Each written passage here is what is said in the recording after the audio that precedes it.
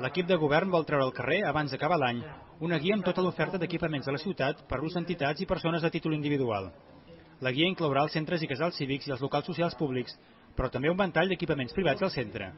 I és que el districte primer és l'únic que no té centre cívic ni el tindrà, perquè el govern considera que ja hi ha molts locals d'entitats privades. Sí que hi haurà aquest any un local social de 300 metres quadrats al Vapor Gran.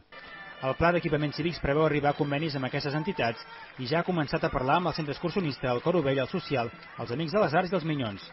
Precisament una de les sales del local de la Colla Castellera serà a partir de l'octubre la seu de l'Associació Catalana de Residents Senegalesos. Aquesta serà una prova pilot.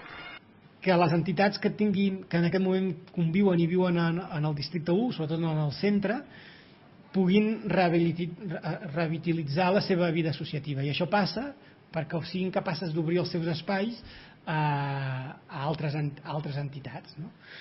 Que ho puguin necessitar. I amb això estem treballant i parlant amb entitats per arribar a convenis que puguin posar a disposició els seus espais a altres entitats, que això els serveixi per donar vida al seu equipament i també, per què no, per agafar socis i per créixer com a entitat.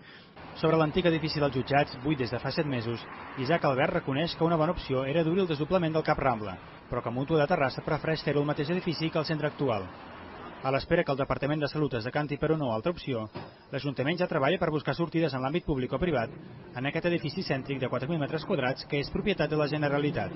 Aquest és un tema que a nivell d'Ajuntament ens preocupa. És un edifici molt cèntric, molt gran, els edificis buits es deterioren molt ràpidament, o sigui, de tenir un edifici amb un valor i interessant se'ns pot acabar convertint en un problema, no? Com que això no ho volem, fa molt temps que estem treballant i buscant-hi alternatives. A banda, el pla d'equipaments cívics continua al seu ritme, tot i que la seva execució es pot anar endarrerint.